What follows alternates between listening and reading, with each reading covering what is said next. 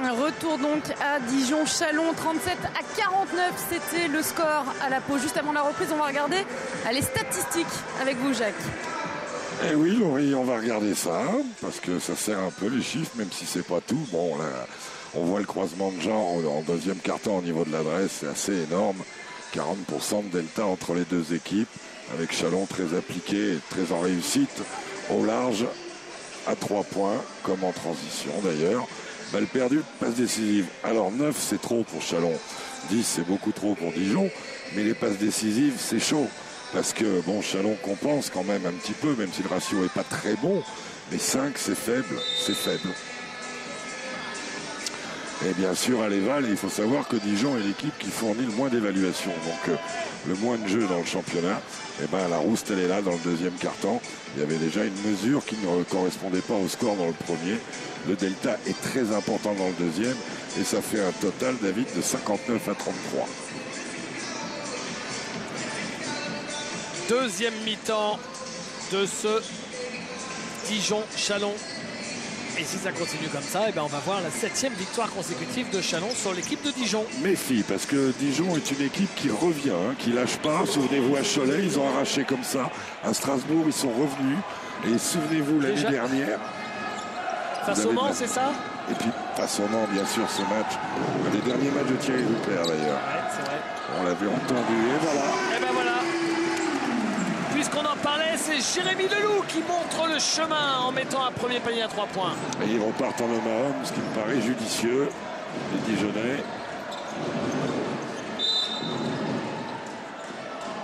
Faute. Ferdi Prénom ou Jérémy Leloup? Jérémy Leloup. Da Wolf. Ah, ils en ont tous des surnoms. Je ne sais pas si toute la proa appelle maintenant David Mélody et la Méloche depuis que Dounia Aïssa a révélé ce surnom lors de lundi basket. Oula, shoot difficile pris par Blake Shield. Et ben voilà, justement, rebond de la Méloche.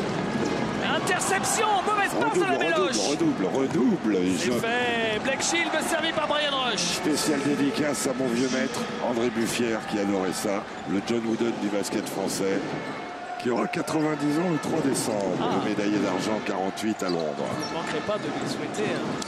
Bien sûr. Jérémy Leloup. Quand je dis mon vieux maître, je ne suis pas le seul parce qu'il en a formé des joueurs. Campbell, Leloup qui est passé. 5 points pour Jérémy Leloup en 1 minute. Joli déplacement sans le ballon de Jérémy et très jolie passe de TJ Campbell qui a fait connaissance. Qui a pris un arrêt de bus après. À 3 points. À 3 points, Brian Rush. Et David, je me répéterai peut-être, mais chapeau au club qui remplissent les salles le lundi soir. Chapeau au club. C'était pas évident. Et ça tombe de partout. TJ Campbell qui marque à son tour. Oui. Le président Renaud est venu me voir avant le match pour dire qu'il ne restait qu'une dizaine de places à vendre seulement. C'est quasiment du guichet fermé. Il y a une grosse culture basket ici, on le sait, Jacques. Il y a une grosse culture sportive. Jérémy Leloup qui donne 7 points pour Jérémy Leloup sur les 9 de son équipe. Il y a une grosse culture sportive à Dijon. Vous avez une équipe de hand féminine en première div, une équipe de hand masculine qui fait la navette, les footeux, on sait qu'ils sont en deuxième div et qu'ils étaient en première, le basket, le hockey. Ah oui.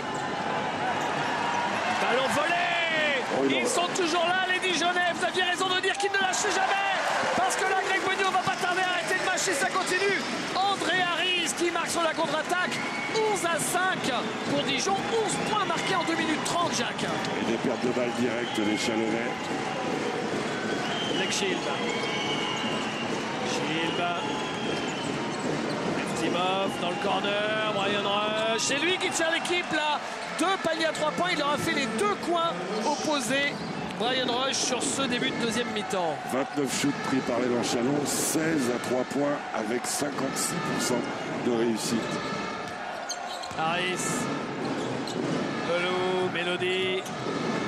Belle passe. Ah, j'allais dire belle passe. Enfin si, j'ai dit belle passe. Mais vous avez raison, dans l'intention, elle est belle. Après, un peu trop basse et surtout trop en arrière. J'aime bien ces passes un peu gourmandes comme ça, même si c'est compliqué. Bon, celle-là, la laser, là. Et voilà, il est court, il y a Eftimov. Est-ce qu'il y retourne? Il est pris, il arrive à trouver Brian Rush. Rush. bon. C'est pour Laurie de l'Hostal. Voilà. Au premier rang des tribunes. Vous croyez qu'elle est capable d'arrêter le ballon comme ça? Je sais pas, parce qu'on m'a dit qu'elle était plus agile avec des plus petits ballons, des ballons de handball. Il faudra vérifier. Ce sont quand même des sports, cousins. Mélodie. Ah, mais c'est le roi de la gamelle, c'est pas possible en ce moment. Ça a flirté avec le cercle. C'était Chikambo. Faute de David Mélodie. David, c'est un shooter, mais c'est aussi, même si là il s'est bien fait prendre, quelqu'un de capable de défendre à très haut niveau. Il est parti de ces joueurs avec des parcours incroyables. Passé de la Nationale 1, c'était avec Clermont, à l'équipe de France. Non, il n'est pas passé en équipe de France. Non, elle est en Ashbamosaurus, la vieille feinte, le petit pas et badaboum. Il a changé de coiffure, il a remis les doigts dans la prise à Pépère. Non, je confondais avec William Grady. Ouais, le coyote. Bon, prêt. Laisse-lui l'espace et tu montes après. On ne peut pas coller. Je pense surtout que vous confondez avec Dunia Issa. Oui, son copain Dunia qui lui aussi Parce que William, il n'a pas joué, je crois, en National 1. Non, je parlais de l'équipe de France. Ah oui, d'accord, mais c'est Dunia qui a fait même National 2, je crois. Oui, à Toulouse. Avec Toulouse.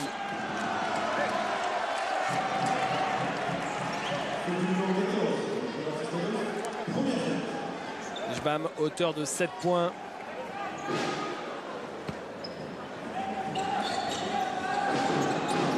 La mise en jeu de fond, attention aux 5 secondes. Ferdinand Prénom, David Mélodie. Mélodie. Belle, il est passé. Il se lâche un peu. Il se lâche un peu. Et Dijon a besoin de ça, hein, Jacques. Bien sûr. On a toujours besoin d'un meneur, de toute façon, hein, toujours. 9 points pour lui. Brian Rush. Eftimov. Rush, Chikambo. Ils ont les mains actives, les Dijonnais. Ils sont revenus dans un autre état d'esprit, une autre attitude. Eftimov à 3 points. Oh là, ça tombe dedans à 3 points pour les Chalonnais, ce qui leur permet de garder un écart intéressant. C'est grâce à leur adresse longue distance. Quelle réussite! Regardez, c'est fou quand même. 10 sur 17 à 3 points. C'est quand même compliqué quand vous jouez une équipe qui a presque 60% à 3 points, Jacques. Ah oui, c'est compliqué.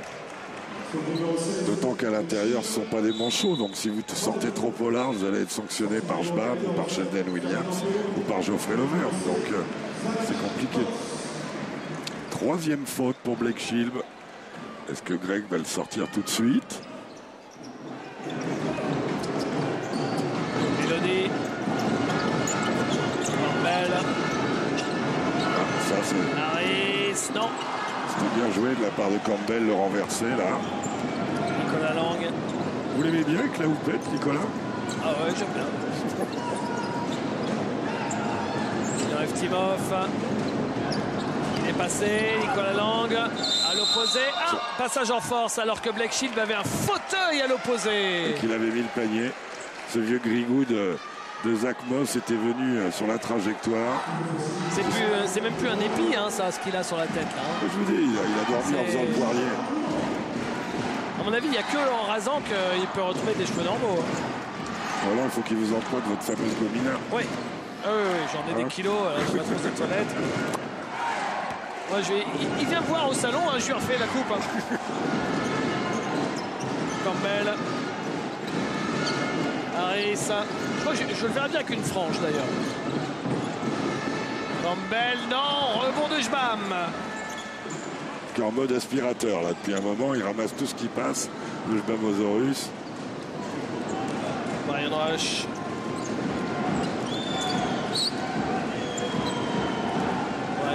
Qui porte beaucoup la balle, il reste que 7 secondes. Nicolas Lang qui cherche Jbam, il prend son shot. Nicolas Lang raté. Oh là, encore Jbam. C'est Jbam time. Ah oui. Brian Rush. Il reste Eftimov à 3 points. Non. Rebond de Nicolas Lang. Oh là, c'est 2e, 3e chance. Ça fait du mal aux Dijonnais. Surtout ça vous fait défendre longtemps. Alors que Chalon est dans la pénalité et Dijon n'a que 2 fautes collectives. Eftimov, il est tout seul. Eh ouais, tout seul. André Harris sort trop tard. Le carnage de Ilian Eftimov à 3 points. Le carnage. Et temps mort après un bon début de deuxième mi-temps. À nouveau, Dijon est dans les cordes, mené de 15 points, 65 à 50. On va écouter Jean-Louis Borg.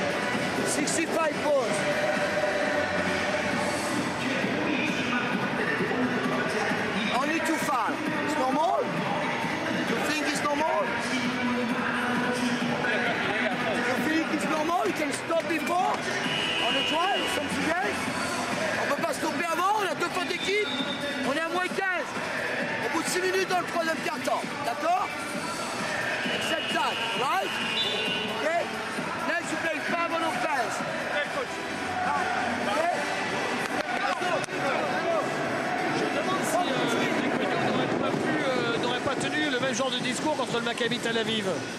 Parlez pas de choses qui fâchent. Je fais référence bien sûr à Jean-Louis Borg qui dit que c'est quand même curieux qu'on ait que 2 fautes seulement dans ce carton avec Chalon qu'on n'arrive pas à stopper. Allez, par contre, c'est vrai que sur les renversés, il manque d'agressivité et ils se font sanctionner sur les renversés, sur les pick and roll ou sur les transferts directs. Donc, 4 sur 6 à 3 points, Jacques, pour Chalon dans ce carton.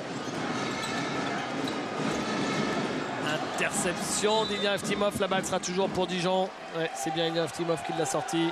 Ouais, Ilian qui pensait qu'elle avait été retouchée alors que Kevin Tiggs est revenu. On l'a très peu vu en première mi-temps. Enfin très peu, combien de temps d'ailleurs? Ce serait grave qu'il ait joué 17 minutes et qu'on dise on l'a très peu vu quoi. Non, il avait joué que 7 minutes. Bien la remise en jeu, les 2 points. Pour Kevin Tiggs. Un bon écran d'André Harris qui libère Kevin Tiggs.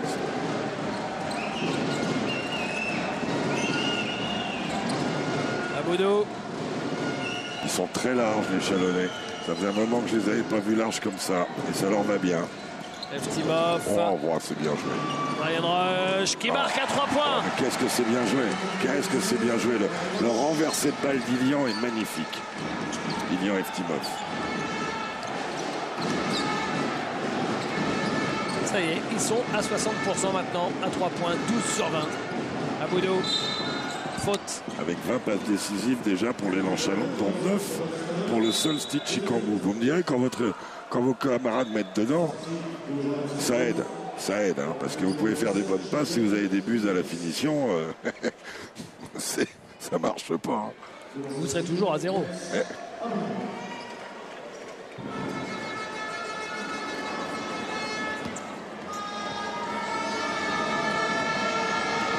Lancé. Pour Nens Aboudou. Qui travaille beaucoup son shoot. C'est son point faible. Et il bosse. Les Aboudou Brothers sont des bosseurs. Originaire de la région parisienne. Hein. Oui, bien sûr. Formé à Paris d'ailleurs. Hein. La spécialité parisienne. Ceci dit, ça leur fait pas de mal aux petits Parisiens d'aller en province et de ressentir autre chose que la vie parisienne. Jordan Aboudou avec Nicolas Lang.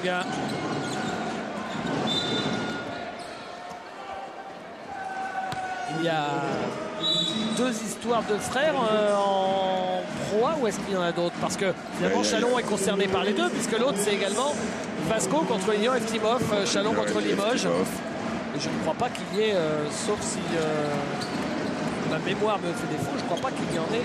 Il y a Johan Janot qui arbitre ce soir et Émeric Janot. C'est vrai, c'est vrai. Mais ils ne sont jamais sur le même match, je crois. Ryan Rush, stoppé irrégulièrement. Et puis il y a une fratrie. Les Castano aussi. Les Castano avec Germain, le coach de Boulogne-sur-Mer, et Hannibal, arbitre de son état. Et puis en Pro B, il y a une fratrie. m'échappe. Quel club? Justement, en plus, c'est derby, c'est Boulogne-le-Portel. Ah, celui-là, c'est le vôtre. Hein. C'est là où il y a des anchois. Alors, vous allez me souffler le nom, j'ai Alzheimer me guette là quand même. Je ne sais pas ce qui se passe. C'est le Poppers. C'est qui joue à Gravelines avant et son frère joue à Cognac. Bigotte. Voilà, Bigotte. Bigotte.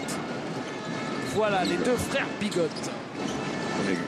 Campbell qui marque en tête de raquette. Cognac qui est en National 1. Ouais. D'ailleurs, leader avec Souffel-Weiersheim, avec Orchy et avec Blois. Ah. Nicolas Lang. Geoffrey Lauvergne. Bonne défense. Les Brothers, ils sont face à face là. Il y a un plan sympa. Et c'est Lenz qui a piqué la balle juste devant Jordan. Regardez-les. Merci à Jérôme Ramos. Regardez, voilà. C'est sympa ça. Double ration d'Aboudou. Voilà. Mais la double ration, c'est Jordan qui l'a piqué à son frère. Hein. Parce que... Olé. Et faute. Alors une pensée au papa et à la maman là, qui les regardent. C'est la famille Estanguet qui disait, c'est Madame Estanguet-Mère qui disait que c'était une vraie douleur de les voir en compétition l'un face à l'autre. Et c'est vrai que ce sont des drôles d'histoires. Alors c'est Lenz le plus âgé, celui qui est ici au lancer, il a 23 ans, son frère 22, mais c'est bien Jordan qui a généralement un plus gros temps de jeu la saison dernière comme cette saison, qui a plus un rôle. Oui, ben, ça dépend aussi des circonstances. Hein. Et d'ailleurs, on se souvient que Jordan, le joueur de Châlons, l'année dernière, quand on l'avait fait, ce derby, Dijon-Châlons, ici même, il avait établi son record de points en carrière avec 14 points, avec un 4 sur 4 à 3 points. Je ne sais pas si ce jour-là, Blake Shield n'était pas absent. Je crois qu'il y avait un absent majeur et il avait complètement saisi sa chance, notre Balou préféré. Alors que Paul Miller est arrivé. Ryan Rush. L'Auvergne. Il est passé. Et la faute de Paul Miller. Qu'est-ce que j'aime quand Geoffrey Lauvergne se sert de son corps. Qu'est-ce que j'aime ça. Engagé. Et après, même s'il monte pied inversé.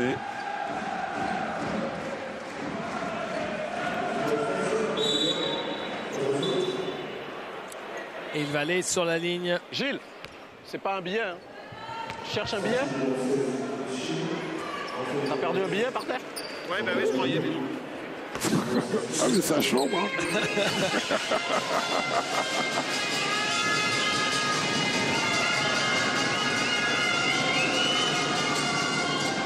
Beaucoup de complicité entre ces deux-là. Oh, même ces trois-là d'ailleurs. Oui. Parce que l'autre, il a la banane en face. Oui, il a entendu, mais il rigole. Miller. Non, c'est manqué. Rebond d'Aboudou. C'est toujours difficile d'arriver dans une équipe comme ça, de débarquer. Williams. Charge. Et il est courageux, Paul Miller, parce qu'il faut se mettre devant le camion, là.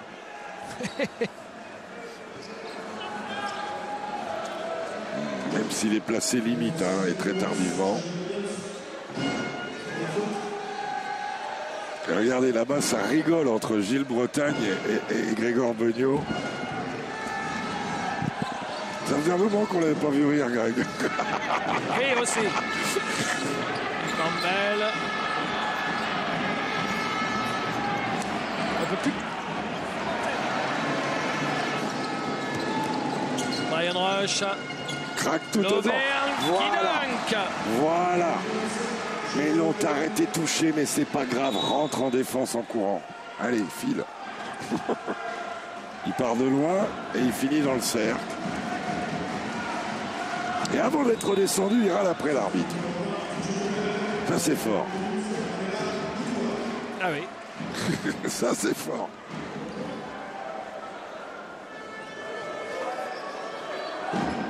Presque 20 points d'écart. Geoffrey Lauvergne à 100%. 1 point sur 3 au tir, 4 sur 5 au lancer. 3 fautes provoquées. Mais tu vas aller avec Miller.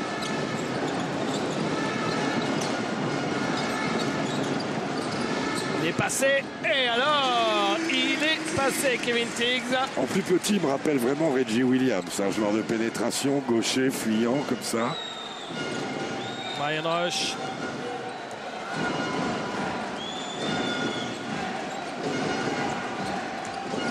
Rush à 3 points. Non, manqué. On voit, gamin. C'est fait. Ouh, ouais. Dommage, Len Saboudou qui a failli marquer de 20 mètres. Et le score à la fin de ce troisième quart-temps, il est de 74 à 58. Encore une fois, Chalon a mis 25 points. Hein. C'était déjà le cas lors du deuxième quart-temps. 25 à 21 pour Chalon, le score du troisième quart. A tout de suite.